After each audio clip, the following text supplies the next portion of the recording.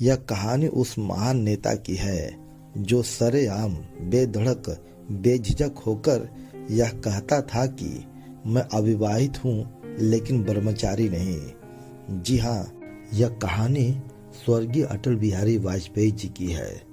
18 साल का नौजवान अटल बिहारी वाजपेयी, जिसका दिल पहली बार अपनी सहपाठिका राजकुमारी कौल के लिए धड़का था। अटल बिहारी वाजपेयी जी का प्रेम संबंध राह में चलने वाले उस मजनू की तरह नहीं था जो किसी के लिए भी धड़कता हो, जो जवानी में शुरू तो हुआ, बुढ़ापे में जाकर परवान चढ़ा। उनका रिश्ता सरेआम रहा लेकिन बेनाम और बेदाग रहा।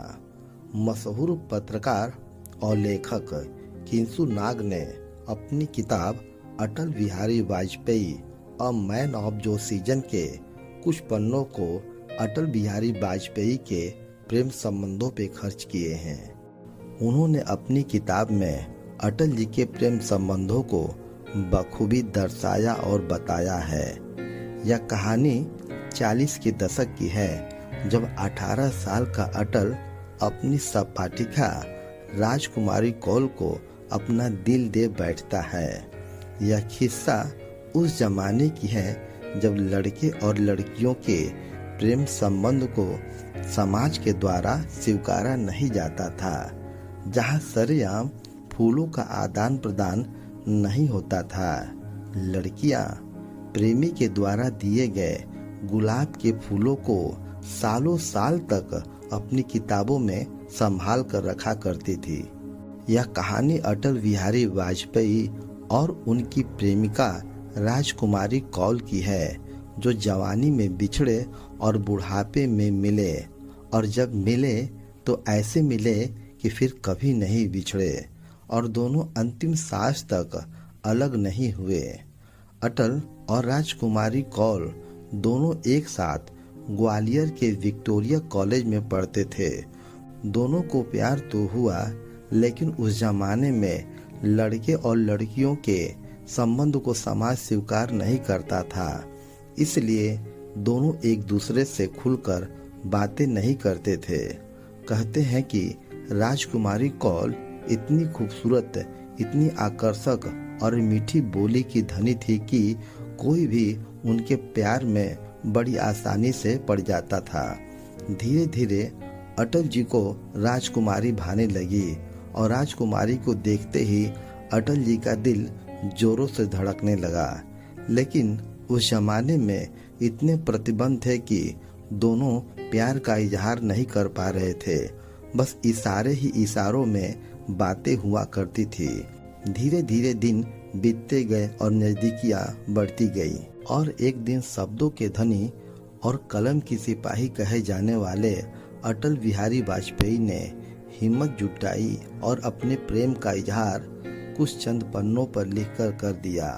उन्होंने एक प्रेम पत्र लिखा राजकुमारी कौल के लिए और जाकर इसे लाइब्रेरी की किताब में छिपाकर रख दिया।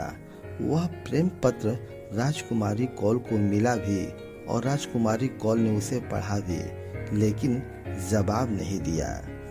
जहां एक तरफ अटल जी राजकुमारी कौल के जवाब में इंतजार में थे, तो दूसरी तरफ राजकुमारी अटल जी को इतना पसंद, इतना प्रेम करने लगी कि मन ही मन में अटल जी को अपना जीवन साथी स्वीकार कर लिया।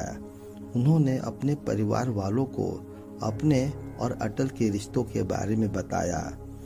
सारिका घोष ने अटल जी की आत्मकथा लिखी है, जिसमें उन्होंने बताया कि राजकुमारी कौल ने अपने परिवार वालों को बताया कि वह अटल जी से विवाह करना चाहती है, लेकिन राजकुमारी कौल के परिवार वाले अटल जी को उनके लायक नहीं मानते थे।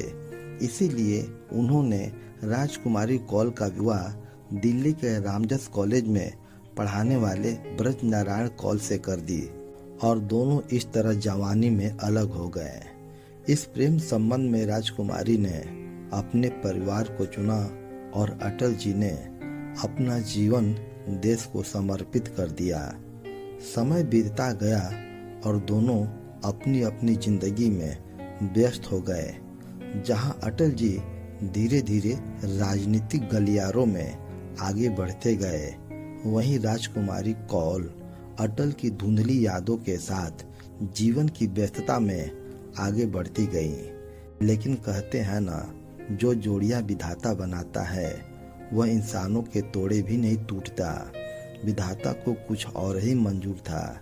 यह प्रेम कहानी इतनी आसानी से खत्म होने वाला नहीं था। राजकुमारी कौल विवाह करके दिल्ली चली गईं, लेकिन असली कहानी की शुरुआत 15 साल बाद 1957 में जनसंघ पार्टी की टिकट पर लोकसभा चुनाव जीतकर अटल बिहारी वाजपेयी पहली बार संसद पहुंचे। वह दिल्ली जाते हैं। दिल्ली के रामजस कॉलेज में एक कार्यक्रम में अटल जी को भाषण देने के लिए आमंत्रित किया गया था। यह वही कॉलेज था जिसमें राजकुमारी के पति ब्रज नारायण कौल पढ़ाया करते थे। इस कार्यक्रम में ब्रज नारायण के साथ साथ उनकी पत्नी राजकुमारी कौल भी सम्मिलित हुईं। 15 साल बाद अटल बिहारी वाजपेयी ने भाषण देने के दौरान राजकुमारी कौल को एक बार फिर से देखा और तेजी से दिल धड़का, और यहीं से अधूरे प्रेम की कहानी फिर से शुरू हुई। अटल जी संसद पहुंच चुके थे। उनका नया पता, नया घर दिल्ली बन चुका था और राजकुमारी कौल भी दिल्ली में ही रह रही थी। धीरे धीरे उनके बीच मुलाकातें बढ़ती गई। वक्त बीतता गया।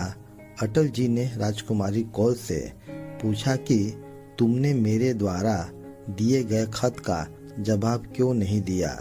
तब राजकुमारी कौल का जवाब था कि खत का जवाब तो मैंने 15 साल पहले ही दे दिया था, लेकिन किस्मत को हमारा साथ मंजूर नहीं था, इसलिए वह खत आप तक नहीं पहुंच पाया। अटल जी अक्सर राजकुमारी कौल से मिलने के लिए उनके घर पर जाया करते थे, वो भी ब्रज नारायण की उपस्थिति में। उनका रिश्ता इतना पवित्र था कि ना तो कभी ब्रज नारायण कौल या फिर किसी विपक्ष के किसी नेता ने इस रिश्ते पर उंगली उठाई और ना ही दाग धब्बा लगाने का प्रयास किया। जब अटल जी प्रधानमंत्री बने तब उन्हें दिल्ली में एक बड़ा सरकारी बंगला मिला। तब राजकुमारी कौल अपनी बेटी और अपने पति के साथ अटल जी के इस सरकारी बंगले में शिफ्ट हो गईं। इनका रिश्ता इतना पवित्र था कि राजकुमारी कौल के पति ब्रज नारायण कौल को भी अटल और राजकुमारी कौल के आपसी प्रेम संबंध से कोई आपत्ति नहीं थी। इनके अपने अपने शयन कक्ष हुआ करते थे। अटल जी का रिश्ता बेनाम और बेदाग था। कभी किसी विपक्ष के नेता ने अटल बिहारी वाजपेयी और राजकुमारी कौल के रिश्ते पर कीचड़ नहीं उछाला, जबकि अटल बिहारी वाजपेयी और राजकुमारी कौल दोनों ही डंके की चोट पर सरेआम अपना रिश्ता स्वीकार करते थे। कहने के लिए तो अटल जी ने ताउम्र शादी नहीं की, लेकिन राजकुमारी कौल उनकी जिंदगी का वो महत्वपूर्ण खूबसूरत हिस्सा है जिसे अटल जी ने कभी साथ नहीं छोड़ा। यह प्रेम कहानी 2014 में खत्म हो गई, जब राजकुमारी कौल जी का स्वर्गवास हार्ट अटैक की वजह से हो गया। उसके 4 साल बाद अटल जी का भी स्वर्गवास हो गया। अटल जी को मुख अग्नि दी राजकुमारी कौल की बड़ी बेटी ने, जिसे अटल जी ने गोद लिया था। यह कॉलेज से शुरू होकर राजनीति के गलियारे में घटित सबसे महानतम प्रेम कहानी है। अटल और राजकुमारी की यह प्रेम कहानी यह सिद्ध करती है कि हर रिश्तों का नाम होना यह कोई जरूरी नहीं है, बल्कि रिश्तों की पवित्रता होनी जरूरी है। दोस्तों, यदि यह वीडियो आपको अच्छा लगा हो तो इसे लाइक करके हमारे चैनल को सब्सक्राइब कर दें। धन्यवाद।